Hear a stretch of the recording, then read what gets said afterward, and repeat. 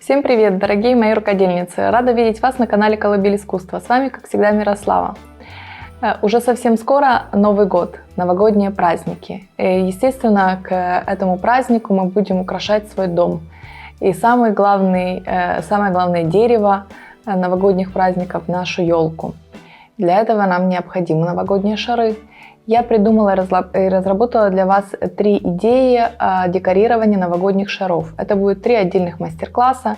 На каждом из них мы уделим много внимания декорированию шара. Будем применять интересные материалы, техники. И я уверена, эти навыки, которые вы получите благодаря этим мастер-классам, помогут вам в создании ваших неповторимых украшений.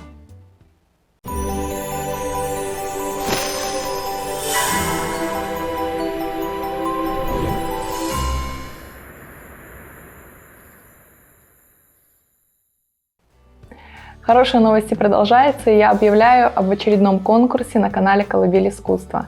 Конечно же, этот конкурс будет связан с новогодними праздниками. И так как сейчас будет цикл мастер-классов по созданию шаров, я разыгрываю 3 заготовки разных диаметров, пластиковые заготовки с перегородками разных диаметров. И к ним 3 карты, также разных диаметров, которые помогут вам создать свои прекрасные украшения. Для этого вам необходимо совсем немного. Как всегда, быть подписанным на канал Колыбель искусства, активно оставлять свои комментарии под этим видео и оставлять свои лайки. И тогда, безусловно, эти прекрасные наборы окажутся у вас дома. Участников неограниченное количество, но тех, кто победит, будет 3 человека. То есть 3 человека, каждый из вас получит такие замечательные наборы. Непосредственно к сегодняшнему видеоуроку. Мы будем создавать первый шар. Это будет необыкновенный шар с зимней розой из фоамирана. Для этого нам понадобится пластиковая заготовка с перегородкой, паталь, фоамиран, различные декоративные элементы, одношаговый кракелюр и, в общем, полный перечень материалов, которые мы будем использовать, как всегда, вы с легкостью найдете под этим видео. На первом этапе мы сделаем с вами розу из фоамирана. Что для этого необходимо иметь? Непосредственно фоамиран, основу для создание цветов, я вам покажу, как она выглядит. Ножницы, клей космофен я буду использовать, утюг. Вот такой шаблон. Это лепестки, подложка, скажем так, да, для розы. Вот эта чашечка, которая закрывает розу. Это все можно найти в интернете, все это в доступе, пожалуйста. Этот я снимала из искусственного цветка. То есть я купила искусственную розу, разобрала ее и сняла себе такой шаблончик.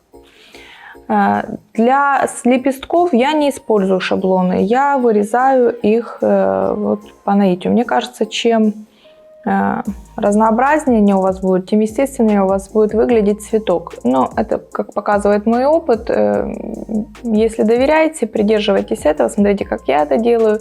Если все-таки вам сложно, опять-таки в интернете или разберите искусственную розу, снимите себе шаблон. Ну и приступим. Сначала сделаем эту подложечку, чашечку, да, из листьев. Вот я вырезала себе небольшой лист фоамирана, прикладываю с помощью зубочистки, оставляю оттиски на самом листе.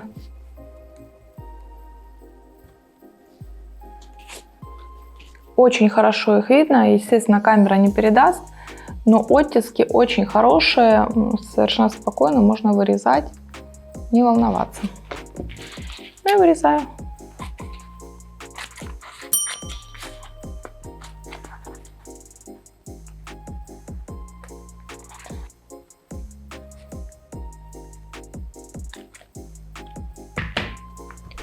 Вот такой красивый лист получается. Дальше что делаю? остатки или из цельного, да, листа вы будете это делать, неважно совершенно, просто остатки не стоит выбрасывать, они обязательно вам пригодятся в работе. Квадраты разной формы понадобятся. Вот себе ленточку. Меньше они будут, больше. Разной формы. Где-то больше прямоугольники, чем квадрат. Это тоже подойдет. То есть нижние лепестки розы у вас они должны быть заготовки изначально более квадратные. А вот где вы создаете бутончик, они должны быть такие продолговатые. То есть лучше делать заготовочку прямоугольную, да, удлиненную такую. Ну вот, например, да, вот квадрат. И если прямоугольник, вы вот таким образом складываете. Складываете пополам. Чуть-чуть оставляете себе такой участочек, ножку. И ножницы у вас на месте, а саму заготовку из фома вы как бы поворачиваете, да? И получаем лепесток. Получаем лепесток. Можно сверху еще таким образом сделать его неровным. Вот уже у вас лепесток готов. Еще раз показываю. Складываем. Оставляем немножко ножку. И плавненько повернули. Здесь ровно сделали. Или чуть-чуть косой. Тоже не старайтесь их сделать прям идеально ровные, да. Посмотрите на розы, посмотрите на искусственные розы. Там нет идеальных завершений, да. Все равно они все разные лепестки. Вот когда вы научитесь, если вам это интересно, конечно, вы будете этому учиться, вы увидите, поймете вот эту суть, да, что чем разнообразнее лепестки у вас будут, тем естественнее у вас будут получаться цветы. Принцип, да, они-то одинаковые все по сути у нас, но все чуть-чуть разные. Один чуть меньше, чуть больше. И вы вот в сборке цветка непосредственно, да, вы это потом уловите, вы поймете, в чем фишка, когда они разные. Вам очень удобно будет собирать сам цветок. Но если вы совсем не имели дела с фомом, тогда, конечно, лучше под шаблон сначала научиться, понять этот материал, а только потом уже приступать, да, непосредственно вот такие разные делать свои лепестки. Ну и таким образом вырезаете столько лепестков, сколько вам необходимо. Для каждой, почему я не говорю точное количество для одного цветка? Объясняю, каждый мастер собирает, каждые руки даже собирают по-своему. Кому-то надо 10 лепестков, чтобы сделать розу, кому-то 20, кому-то 15. Все по-разному. Здесь вы должны, кто-то более плотно собирает, кто-то более облегченный делает вариант. То есть даже один и тот же мастер, каждый цветок будет разный. Определенное количество нельзя сказать, можно сказать, но они будут шаблонные, это неправильно и некрасиво будет. Каждый цветок, он индивидуален, то есть, не знаю, у каждого своя. Вот сегодня соберем, посчитаем, сколько лепестков, вот приблизительно вам скажу, вот сегодня мы сделали и использовали там 10 лепестков. Ну, вот как-то так. Все, лепестки готовы, заготовки готовы, сейчас будем приступать к дальнейшим работам. Когда у вас готовы заготовочки лепестков, дальше вам понадобится сухая пастель и влажные салфетки. Пастель у меня такая, она может быть разная, главное сухая. Масляная тоже можно работать, но для лепестков я не рекомендую. Она все-таки утяжеляет, а лепестки должны у вас оставаться нежными, легкими, и поэтому лучше подходит сухая пастель. У меня есть такая терочка маленькая. Я натираю ее. Я выбрала цвет серо-голубой. Мне хочется такую необычную, еле-еле дать ей оттенок. Такой морозный, если можно так сказать, да? Новый год все-таки, все это в тему, эти оттенки. Натерли. Берете влажную салфеточку. На пальчик прям можно. Немного на салфетку размазываете. Берете лепесточек и вот по краю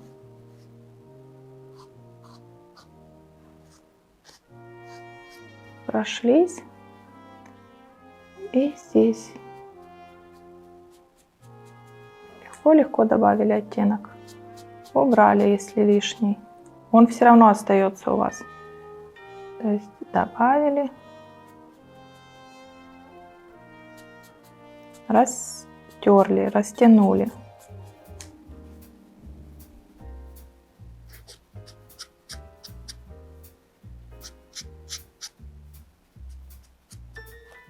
Отложили. И так продолжаем.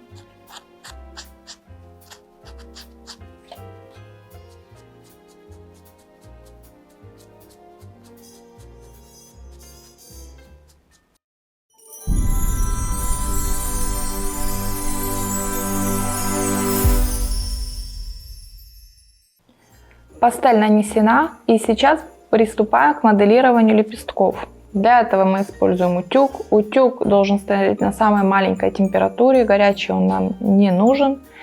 И берете лепесток аккуратно, да, пальчиками внизу. Вот ножка, которую я вам говорила, да, вот она вам для этого, в том числе и для этого тоже служит. Аккуратно внизу прикладываете. Как только он надулся, да, поменял форму. И вот таким образом сложили и прямо разминайте его в руках. Тянуть не надо, давить сильно не надо. Просто вот разминаем, да, между пальцев. Делаем его тонким, реалистичным. И немного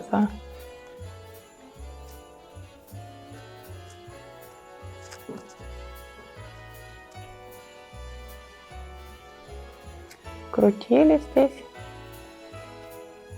окрутили, подогнули. То есть по-разному абсолютно. Вот получается у вас лепесток. Да, уже один из лепесточков готов.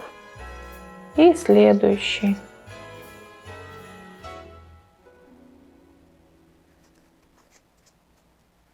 Вы когда снимаете с утюжка, чуть-чуть как бы подрастягиваете, да, лепесток, немножко.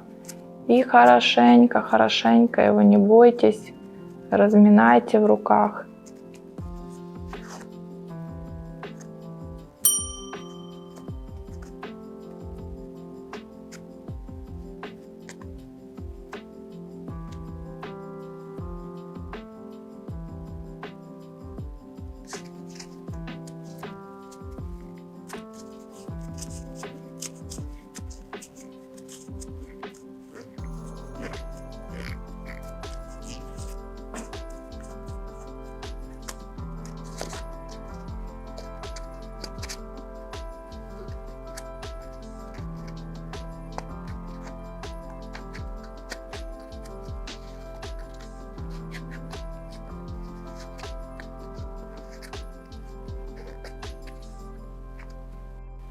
Лепестки замоделированы, и сейчас приступаем к сборке цветка. Для этого я буду использовать клей Космофен. Будьте с ним очень аккуратны, он очень цепкий и может к коже сильно клеиться. Потом проблематично его убрать, поэтому будьте очень аккуратны. И что мы делаем? Я беру, вот обещала показать, такая заготовочка для сборки цветов есть, очень удобно с ними работать. Лепестки сначала от меньшего к большему, естественно, прикладываем. Приблизительно смотрим, вот где-то мне надо, чтобы чуть-чуть лепесточек выходил, да, за пределы основы. Приложила, мне все нравится, и низ подклеила. Здесь я вам не рекомендую прям сильно подклеивать. Ну, вот первые можно немножко, да, а все последующие только низ. Следующий берем лепесточек и внахлёст. То есть внахлёст по кругу. Вы приложили, посмотрели. Только после этого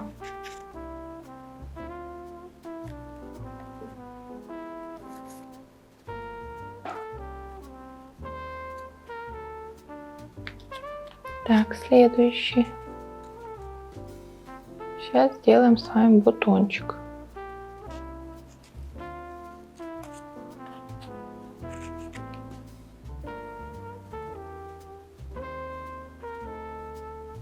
Так, следующий. Этот уже поменьше подклеиваем, да, открываем чуть-чуть бутон. И пониже, да, если вот первые вы закрывали основу, да, делали бутон, то следующие уже лепестки чуть-чуть опустите их, да, ниже были.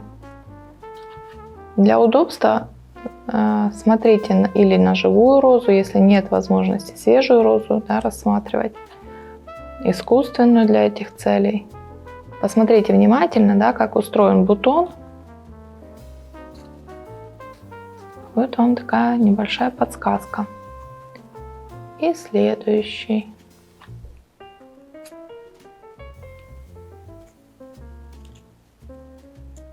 Вот видите, какой получается бутончик. Естественно, открывается аккуратно. Так, следующий.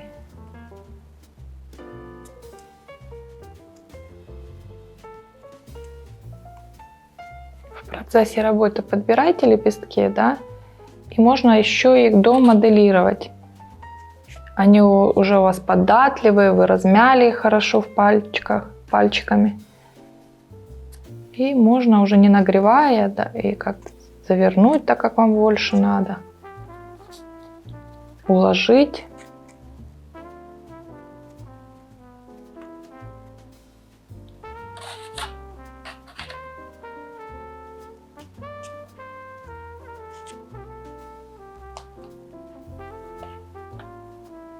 Так, в тот момент, когда вам понравился результат, вы решили, что достаточно лепестков, роза вас устраивает, да, берете вот эту подложечку, как я вам говорила, прокалываете посередине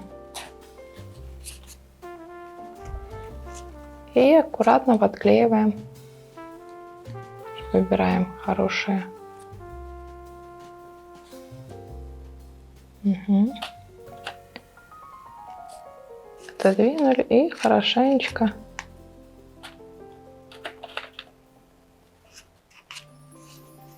посмотрите, какая нежная. Видите, в процессе нагрева и моделирования чуть-чуть ушел цвет пастели, остался еле-еле заметный такой серовато-голубоватый оттенок.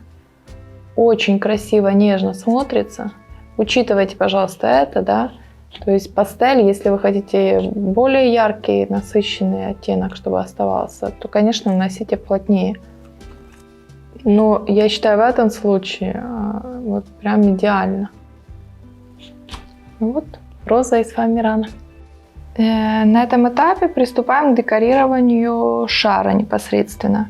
Я сейчас покрою перегородку цветом серебро, краской акриловой, и обратную сторону, то есть ту половинку, которая будет закрываться, декорироваться. Да? Передняя часть у нас прозрачная, а заднюю будем декорировать. Беру краску и наношу.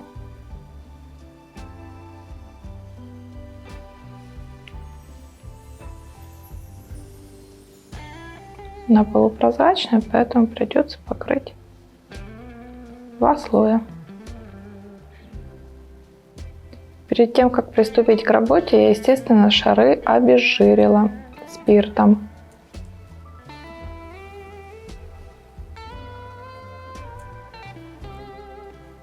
Так, второй слой я буду наносить на перегородку с помощью губки.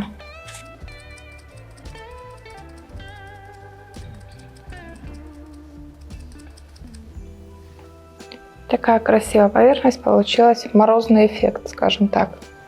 И пока эта поверхность еще влажная, да, не высохла, я беру блестки разные, серебряные и белые, сухой кистью.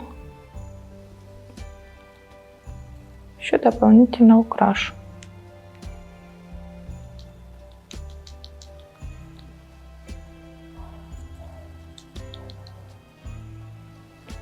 Ну вот такой красивый эффект получается ледяного зеркала. Ледяного стекла, точнее сказать. Так, это в сторону, пока не понадобится нам, чуть попозже. Тем временем нанесу второй слой на поверхность шара.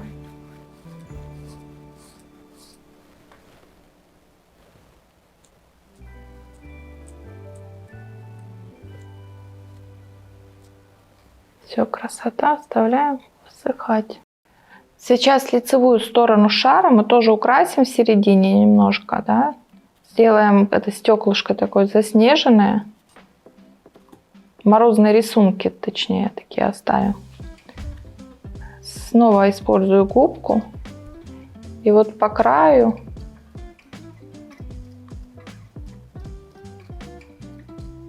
поворачивая руку, как ложится. У меня краска, я уже говорила об этом, но напомню, может кто-то впервые смотрит мастер-класс.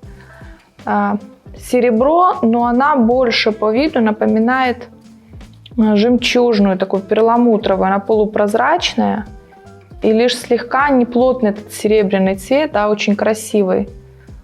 Поэтому если у вас такая, пожалуйста, используйте. Если нет, ищите лучше полупрозрачные, перламутровые, жемчужные краски, чтобы у вас такой аккуратный, естественный рисунок получился, морозный на поверхности. Просто белой краской тоже можно, но она все-таки не даст вам такой красивый эффект.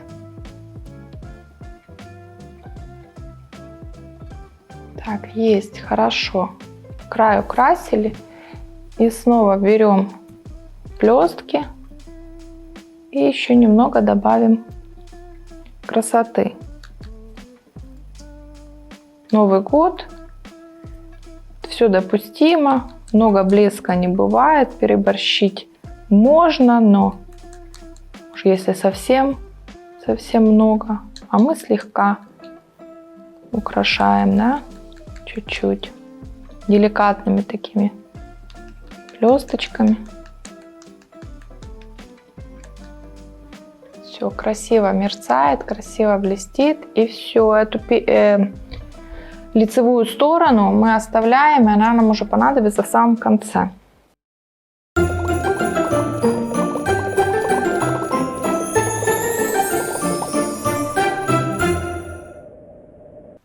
Что делаем дальше? Дальше будем декорировать обратную сторону шара. В моем случае с моим шаром я декорировала двухшаговым кракелюром, и второй шаг был уже с цветом. К сожалению, этих составов уже нет в продаже, совершенно их нет. Очень хорошие составы, но к сожалению. Поэтому мы будем с помощью одношагового кракелюра и патали делать такой же или очень приближенный к этому эффект. Как мы это будем делать? Берем уже покрыто краской, да, краска у нас послужила как, скажем, грунтом и подложкой под паталь.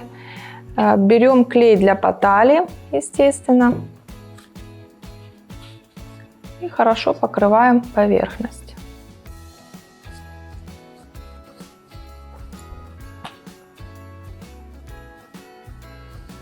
Все, клей должен высохнуть. Как мы узнаем, уходит вся белесость, да, с поверхности, и на отлип проверяем. Если пальчик слегка прилипает, все этого достаточно, и можно наносить паталь. Ждем высыхания. Так, клей достаточно высох. Вот я дотрагиваюсь, прям слышно, да? Есть этот отлип не такой необходимый для батали. И сейчас берем листик, аккуратно пальчиками.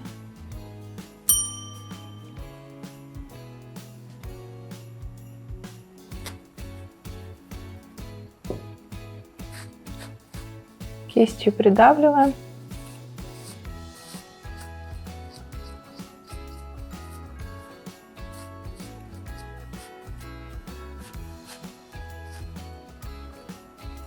Так, баталь нанесена. Сейчас ее необходимо затереть. Для этого я возьму мягкую ткань и вот таким образом просто пройдусь, втирая, растирая ее на поверхность.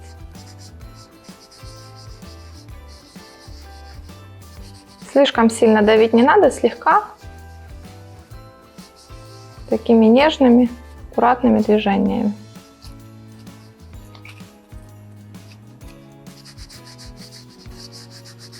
Так, замечательно. Сейчас я покрою лаком и дам хорошо высохнуть.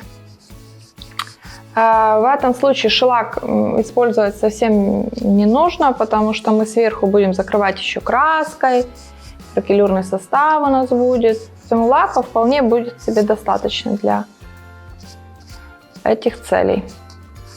Лак для батали полностью на поверхности высох. И сейчас я возьму однокомпонентный кракелюрный лак, нанесу его.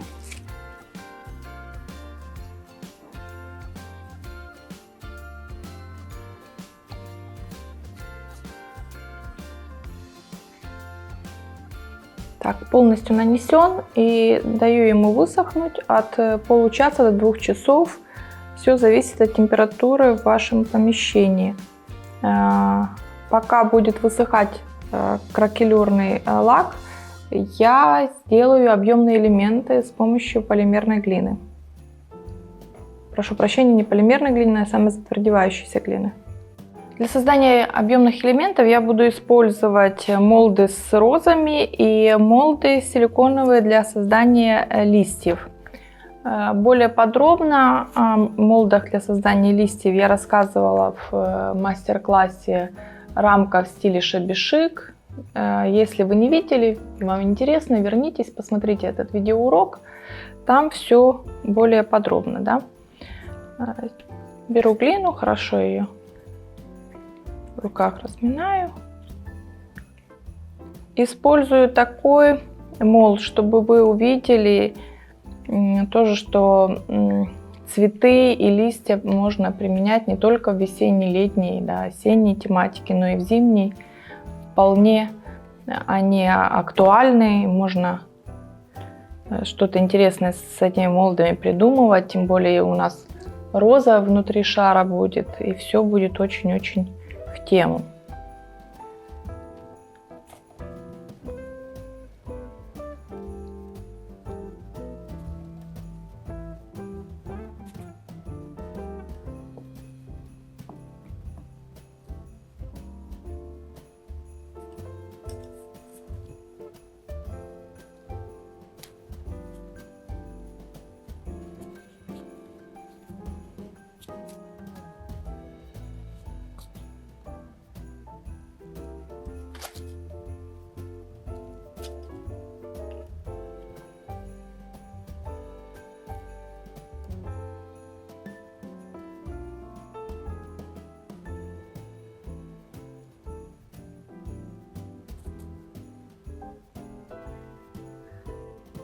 Кракелюрный лак высох до той степени, которая необходима, то есть немножко на отлип, да, чувствуется.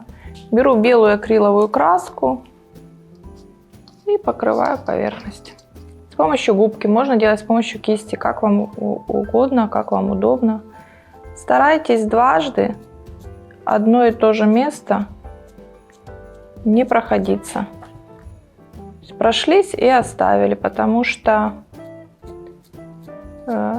если на одном и том же месте вы просто испортите эти трещины, да, сотрете их, скажем так, проще.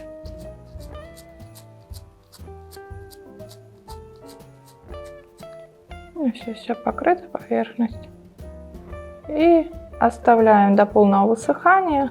Здесь можно использовать и фен.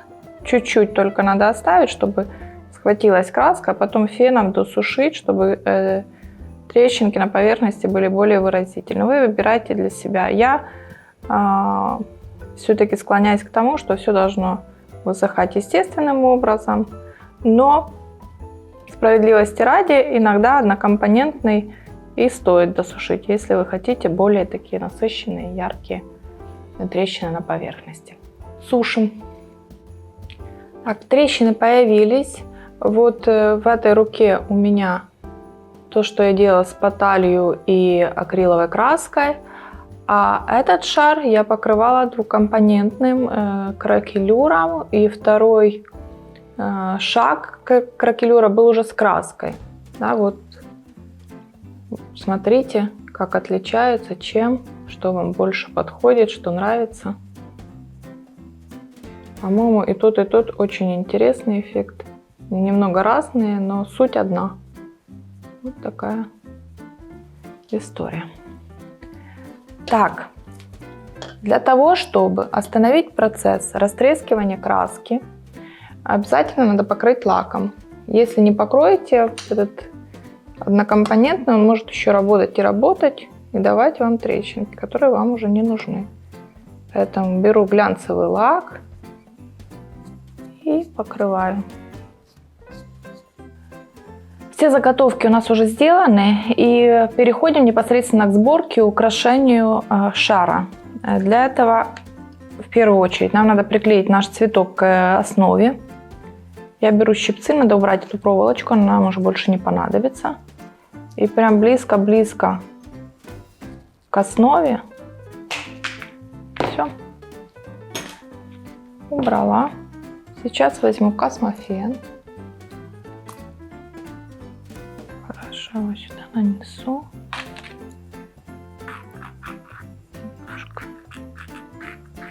Немножко вот так. Беру цветок.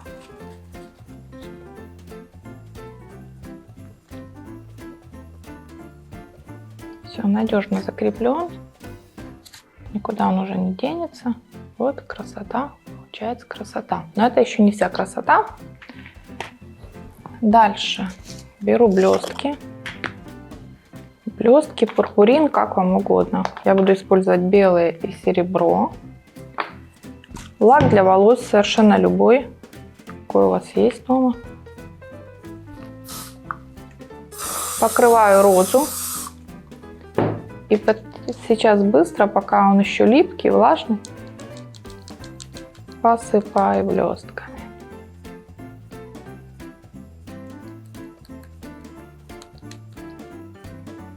Можно серебра немножко. Ну вот, сейчас красота. Надеюсь, вам видно, да, как мерцает, очень красиво. Нежно, красиво. Так, приступаем к сборке. Берем нашу основу круглую. Выберите, какой вам нравится, где хотите, вверх, где низ.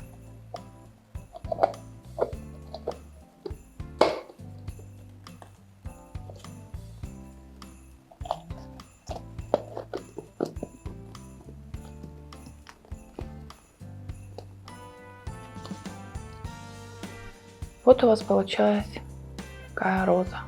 У нас с вами получилось. Очень эффектно смотрится. И далее берем, такая есть стразовая лента.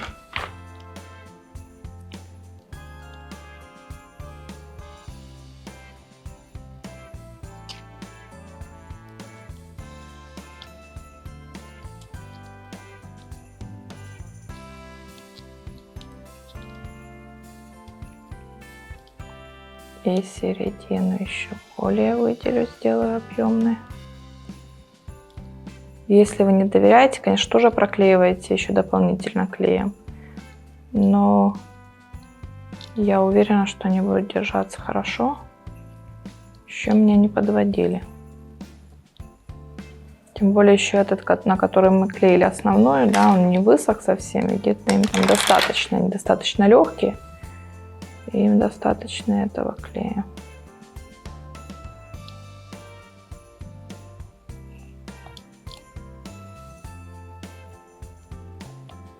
Так, видите, объемный какой красивый получился эффект. Сейчас нам нужна нитка, чтобы повесить наш прекрасный шар на елку.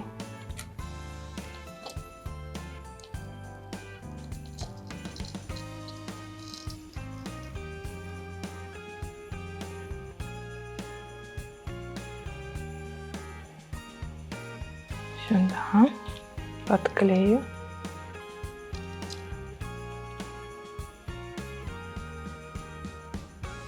Так, сейчас я добавлю на поверхность немного объемного геля. Он такой, он полупрозрачный, но там такие вкрапления перламутровые, красивый эффект, ледяной дает на поверхности. И сейчас дополнительно еще. Можно и с помощью трафарета с ним работать, и так наносить, как угодно. И кисточкой иногда наносят. То есть очень-очень красивый эффект такой ледяной.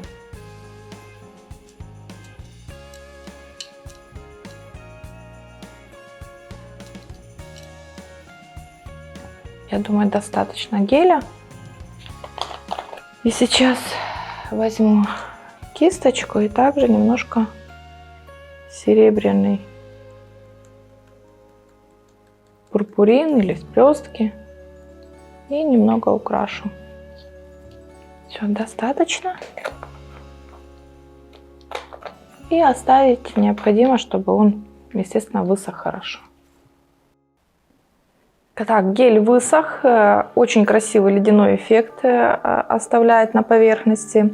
И сейчас приступаю к приклеиванию вот этих красивых лепестков и цветов, которые я сделала из глины.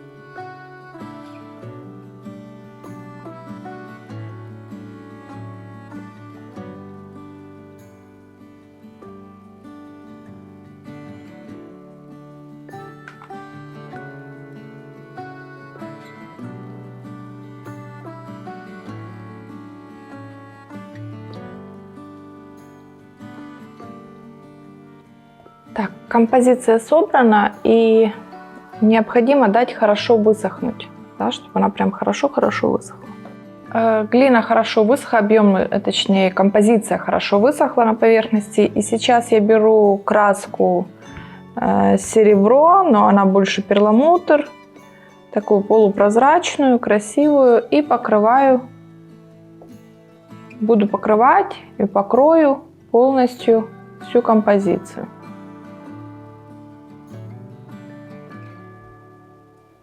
Это и цвет даст, и красивый эффект такой тоже объемный за счет того, что краска перламутровая, такой появляется красивый объемный эффект.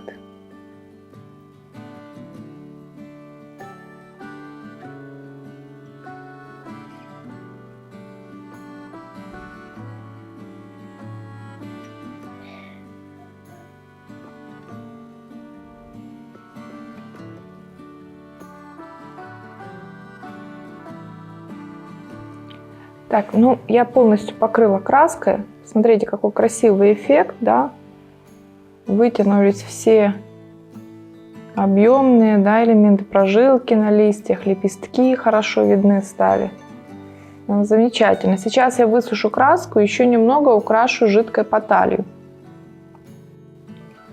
Так, краска на поверхности достаточно хорошо высохла, точнее не достаточно, а полностью хорошо высохла. И сейчас я возьму жидкую поталь, цвет серебро у меня и бирюзовый иней, и слегка еще украшу поверхности цветов и лепестков. Просто вот слегка-слегка, не перегружая. Выделю, да. Для цветов я буду больше использовать серебро, так как у нас серебро присутствует на основном нашем, да, на основной нашей розе. Хотя, может, я еще добавлю шампань, но сейчас буду смотреть, что получается, как получается. И вот только сверху слегка, не перегружайте, не надо, он уже достаточно нарядный, такой самодостаточный шар получился. Поэтому перегружать лишними какими-то деталями нет такой необходимости. Хотя дело вкуса, конечно, вы должны делать так, как вам больше нравится. Но мои рекомендации таковы.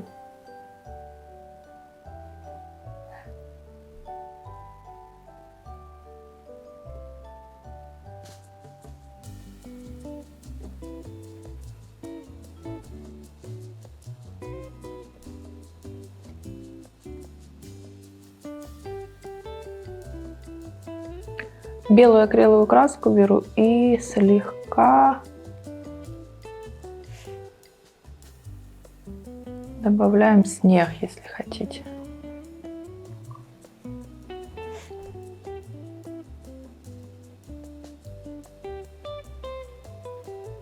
Ну и, пожалуй, все.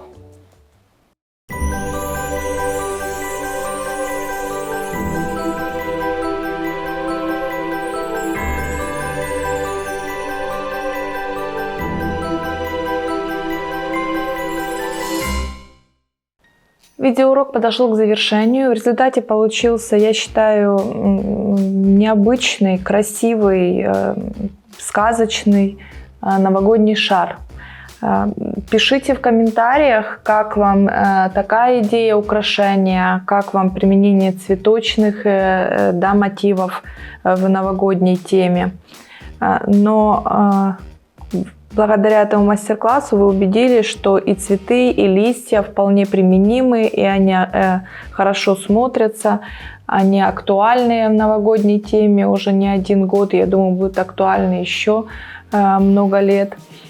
Поэтому, пожалуйста, используйте идеи, применяйте в своих, да, украшениях с удовольствием. Смотрите, вот два шара, они как бы похожи, да, принцип один и тот же, два цветка, то есть цветок в середине заснеженный, здесь бант украшением служит, здесь объемные элементы, оба с кракелюром, да, на заднем фоне. А смотрятся уже по-другому, да, чуть-чуть что-то изменили, что-то внесли новое, и смотрятся уже совсем по-другому. Выбирайте для себя, что вам ближе, и создавайте свои неповторимые украшения для вашего дома.